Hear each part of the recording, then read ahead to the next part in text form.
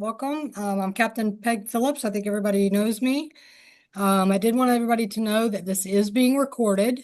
This is part of our Boat on Course video series, which is a U.S. Coast Guard grant-funded product.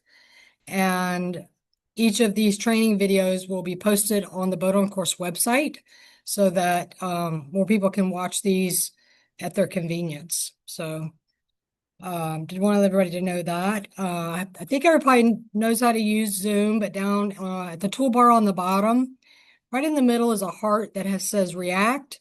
If you click on that, it gives you some options, and one of those options is to raise your hand. So feel free to do that. We are going to have an interactive Q&A towards the end of the presentation, but if any time I say something you think, wow, I really would need to talk to her about that, just raise your hand and I'll call on you. Other than that, I would say keep yourself on mute, just so we don't hear any background noises, and feel free to keep your camera on or off. That's totally your choice. So I am going to get started.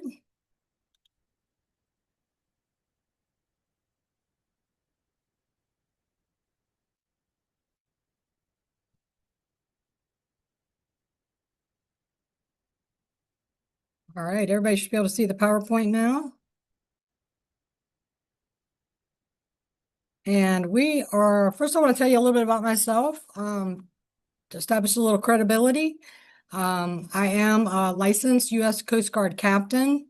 And what that means is that I took all of the testing required to obtain that license, and that I meet their eligibility requirements, which includes a certain number of hours in sea time, a medical test or a physical test, drug test, CPR, those kinds of things. And the level that I am is OUPV. It's an uninspected operator of uninspected passenger vessel, which means I could take out up to 6 passengers under my license. And I'm a National Safe Boating Council instructor trainer, so that's a powerboat training position, and an American Canoe Association kayak instructor, so cover powerboat and human propelled. And I'm a member of the National Boating Standards Panel, which is a panel that develops American national standards for on-water training. It's kind of important. And a member of the National Boating Safety Advisory Committee, which is currently not meeting, but hopefully that's going to be something that the administration brings back. And I am the executive director of the National Safe Boating Council. So Rule 13, I'm gonna let you guys read the rule. And I will tell you that we are using the Department of Homeland Security, U.S. Coast Guard Navigation Rules and Regulations Handbook. So that is the credible source to go to know what the navigation rules are. When you see something that says CFR, that is a federal regulation. So we're going to talk a little bit about overtaking today, Rule 13. That rule, as you read it, could sound a little bit complicating, but we're going to make it very easy for you. I mentioned boatoncourse.com is the video training series. We already have many videos on there. We're going to be creating 15 new videos to cover 15 new navigation rules, and Rule 13 will be one of those videos. So I'm going to stop sharing now and go to, hold on one second. Yeah, I'm going to go to the website real quick. So let's see if this works. All right.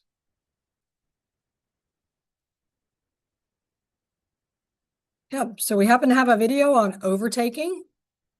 So we're going to, hold on, I think I forgot to hit the sound button. Hang on a second. Yep, share sound. Okay, we're going to watch this video real quick on overtaking. When 2 cars are driving down a 2-lane road, one behind the other, the second car can safely and quickly pass around the first car by using its blinker. The equivalent to this on the water is called overtaking, and sound signals are used instead of blinkers. Overtaking means that one vessel is coming from behind or nearly behind another vessel with the intent to pass. Okay, so Tina, the vessel that's doing the overtaking, that's the give-way vessel. The vessel that's being overtaken, that's the stand-on vessel. Now, it's okay for the giveaway vessel to pass on either side, but the best practice is to go ahead and pass on the port side of the stand-on vessel, or your starboard side. Just like in a car, you're gonna pass in a car, you leave the car on your right-hand side. Now, it's also best to go ahead and let that boat know that you're gonna pass it by giving 2 short blasts on your horn. Now, ideally, the stand-on boat is going to hear that and reciprocate and give you 2 short blasts, letting you know that it's okay to go ahead and pass. Now, once that happens, make sure that you leave enough clearance, but go ahead and complete your pass. Well, I think you and I are supposed to show how this really works. Yes. So how about we go ahead and get on our boats, and you can get on the giveaway vessel, and I will get on the stand-on vessel, and we'll make magic happen. How about that? Good. We can do it. All right, let's get her done. Come on.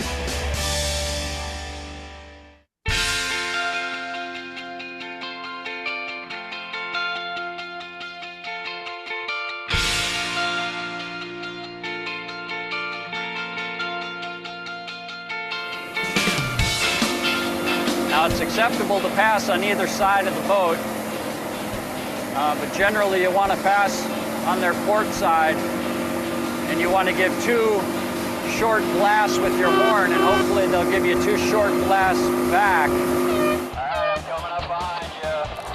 Okay, so I'm the stand-on boat, so I'm just gonna stay steady, right? I am passing on your port side. Woohoo! There you are, Tim! Thank you!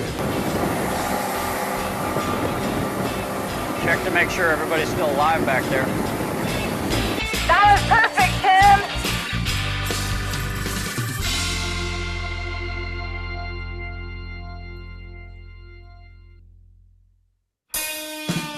Tim, that was amazing. All right, so that gives kind of a just a good visual demonstration of what the of the maneuver, right? So I'm gonna try to get back into, there we go, we're Zoom now. Get back into my PowerPoint.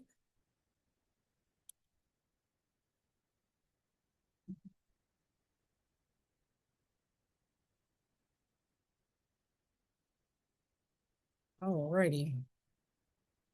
All right, so Rule 13 and why it matters. You heard a couple of different, some terminology. You heard stand-on vessel, give-way vessel, passing on the port side and giving a sound signal of two beeps, right?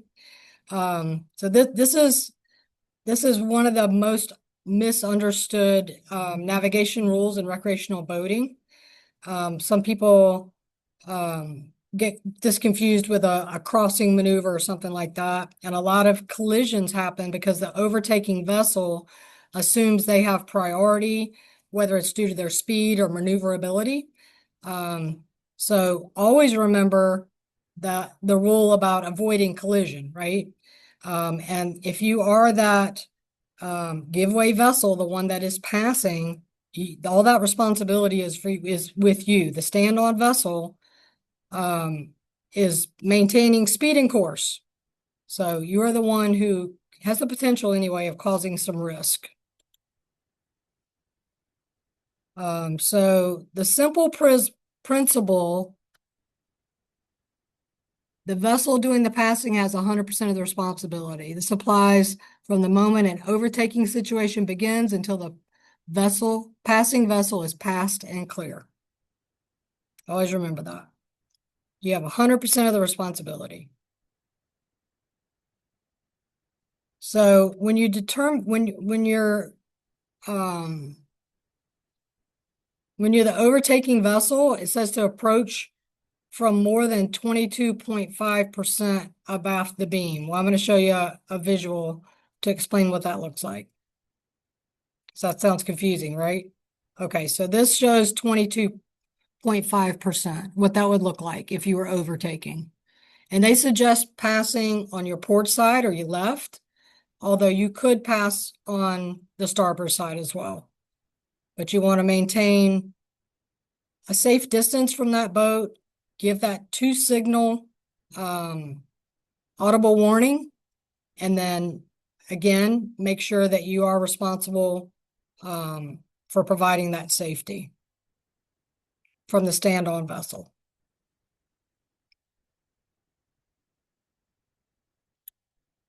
All right, more videos. Let's take another video break here. I want to show a video. Whoops. I want to skip over my Zoom. Sorry about that. I want to show a video to demonstrate a situation where if you were the giveaway vessel and you're approaching another vessel and you're going to pass, I want to show a video that can show why that stand-on vessel may return with 5 blasts instead of 2, saying, okay, you're giving me 2, you're going to pass with two blasts, I'm going to give you 2 back, good to go, right? What if they give you 5 times? That means don't do it. There's danger ahead. So I want to show you a video that demonstrates that.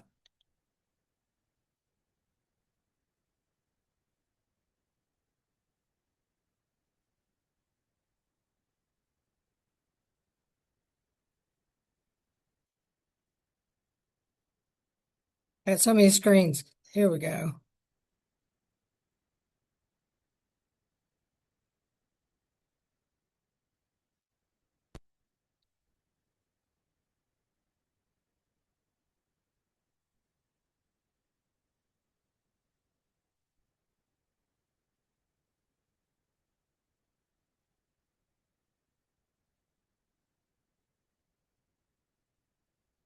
There's no sound on this one, but can you see what's in front of that stand-on vessel?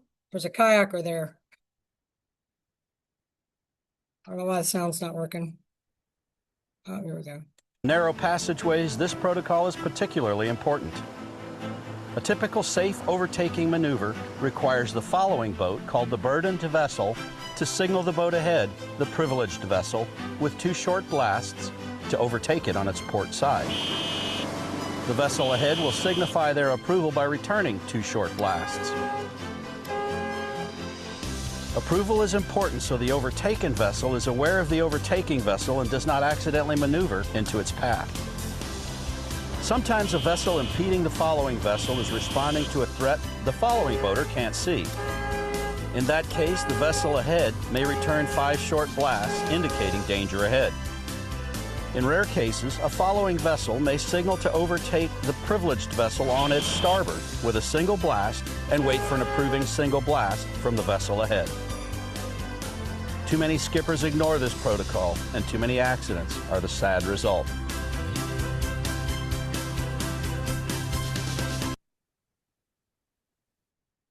I like the way the stand-on vessel kind of protected that kayaker. Did you notice at the end that he kind of pulled over to the side to kind of put himself between that passing vessel, that giveaway vessel, and that kayaker? But those kind of situations can happen on the roadway as well, right? You go to pass somebody, you might not know what's exactly right in front of them. So using the 2 beeps or the 1 beep if you're passing on the starboard side, I think is a good way. Now that's assuming that everybody knows what the 2 blasts would mean, right? 2 blasts or the 5 blasts would mean. Don't do it kind of thing. So, all right, we'll jump back in here.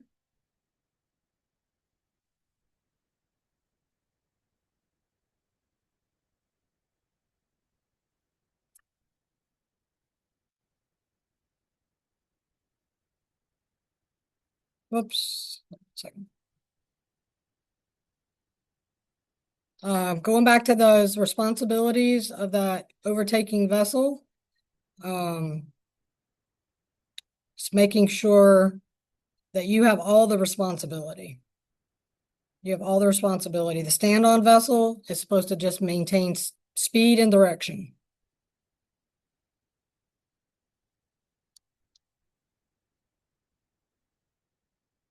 Here's some common mistakes. People don't know if you're crossing or passing or what they're exactly doing out on the waterway. And obviously passing too close to the vessel. You want to make sure you've left plenty of room to avoid giving them too much wake, or definitely to avoid a collision. Here's some safety best practices to think about. That maintaining a proper lookout is always wanting to make sure you are turning your head 360 degrees in just both directions, like all the way to the right, all the way to your left. Make sure there's nobody passing you from the back before you start passing. Kind of like driving a car. You just want to make sure you have situational awareness around you. Use those passing signals again. 2 beeps if you're passing on the port side, 1 beep if you're passing on the starboard side. And if you don't get that return 2 beeps, it may be that person doesn't know the navigation rules. So just give them a little bit more room maybe when you pass. Definitely slowing down. Speed, we like to say slow is pro, faster is disaster. So the slow, controlled movements with your boat gives you a lot more confidence in handling your boat. Once you start driving a boat really fast, full throttle, it gives you much less control. So slow is pro, faster is disaster. We're not really going to get into nighttime stuff, but you would have stern lights, lights on the port side, starboard side, so you know when you're approaching the vessel. If it's at nighttime, you would use those lights to let you know what was happening.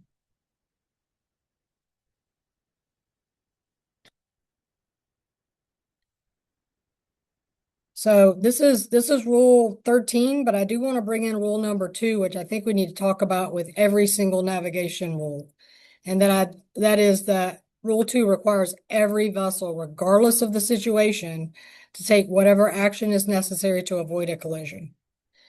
So rule 2, I think, is one that we need to remember with every single rule. For sure. All right, I'm going to show another video, an animated video that our creative director put together. Each one of these shows the exact same thing, just kind of in a different way. If you're meeting a boat, the 2 whistle phrase means you'll pass starboard to starboard. The 1 whistle phrase means you'll pass port to port. In an overtaking situation, saying you'll pass on the 2 means you'll overtake the vessel in front of you by passing your starboard side to their port side. The 1 whistle means you'll pass them with your port to their starboard.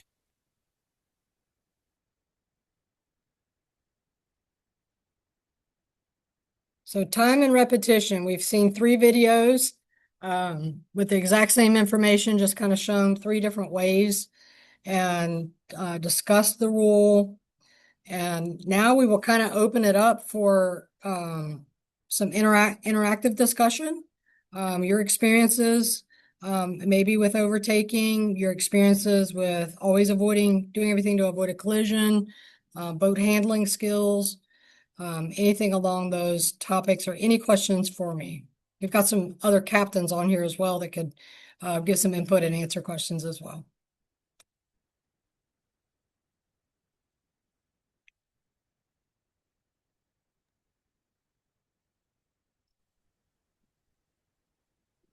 Any questions at all? Any comments? Suggestions? One of the things when I'm training people on sound signals for passing, as memory aids to be distinguished between the 1 or 2 blasts, is if you're putting the other boat on your starboard side, 2 short blasts, 2 syllable starboard, 2 blasts, or 1 syllable, 1 blast.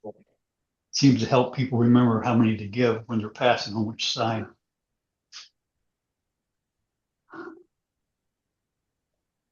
So I thought it was port too. If their port, you're starboard. Oh, okay. All right. There you go. Trying to follow you. That is a good way to do that. Yeah, that confuses a lot of people because everybody looks at it a different way with the port and starboard. So I always try to phrase it, their port, your starboard, or their starboard, your port. That's a good training tool. I like that. That's a good one. Thank you. Yeah, and I will have to say, in my experience, power boating, I don't know that anybody has ever given me a sound signal before they pass my boat. Would anybody else say that they've kind of had that same experience? It's rare. I've even been passed by the DNR boats and they've not given sound signals, unfortunately. Yeah. But you can see the importance of it, especially in that video that showed the kayak that was in front of the stand-on vessel, right? So if people knew the navigation rules and they knew that 5 blasts meant danger, they could indicate to that passing or that giveaway vessel, there's a hazard up here. So I can definitely see where the sound signal could be very helpful. A peg. Yeah. In the second video, they used privileged vessel and burden vessel, Mhm. which is okay, but it's just an old term instead of using stand on and give way. So when they said privilege, that's really the stand on, and the burden is the give way. Um, Yeah. I mean, for some new boaters, it may confuse them a little bit. Yeah, that's a great point, Virgil. Yeah, that is a little bit of an older video. Um, and yeah, that's not the language we're using today. That's a good point. Real good point.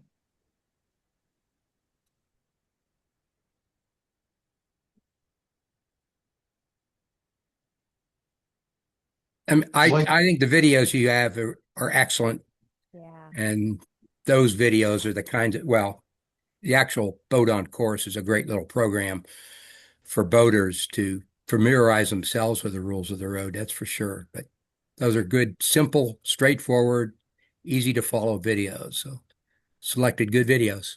Thank you. Yeah, and we're going to be creating 15 new videos in the series, 15 navigation rules. And so we're really excited about adding that to the Boat on Course series. And all the videos on Boat on Course are free to watch. After each video is a quiz, and it's anonymous. So when you log in and take the quiz, we get the answers, but we have no idea who did the test. So um, yeah, boatoncourse.com is in the chat. So we recommend watching some of the video series. They're listed by modality. So you can watch the series on powerboating, on human propelled, or sailing. I've got them separated. So, Can you download the videos and use them in classes? that would be a question Alexis might be able to answer, or Ken. Are those Yeah, videos so downloadable? they're hosted on YouTube. So I think if you have YouTube Premium, you can download straight from YouTube. But if nothing else, Mindy, you could definitely share the link or even just reference the link while you're training and teaching. Okay. Um, and then we might have the video files too, right, Ken? So good question though. Yeah. Yeah, we have the video files, so we can forward them if they, but yeah, but they're typically not going to be downloadable from YouTube unless you, like you said, if you have the premium. We definitely have the video files from since 2018, but any that were produced before 2018, Ken and I might not have access to. Okay. But all the newer content since 2018, we would have the files. Yeah. Thank you. If you have Wi-Fi when you're training, you can always just pull up the website. Yeah. Just sometimes people don't have internet, so we like to embed them into the PowerPoint. Yeah. Well, if there's a specific video you want, just let us know. Okay, thanks. We'll get them to you.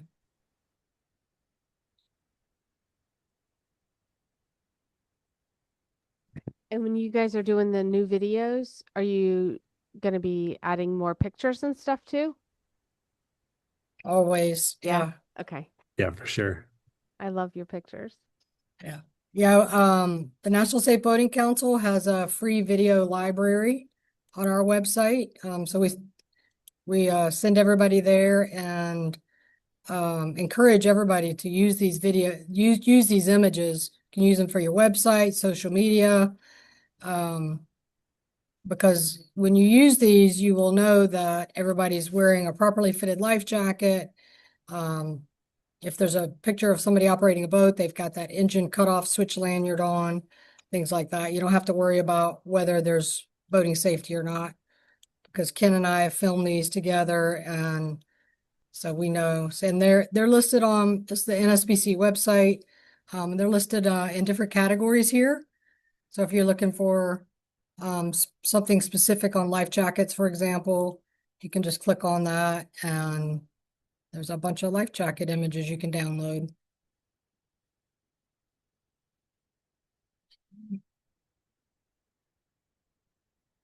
And some of you might even see yourselves on here.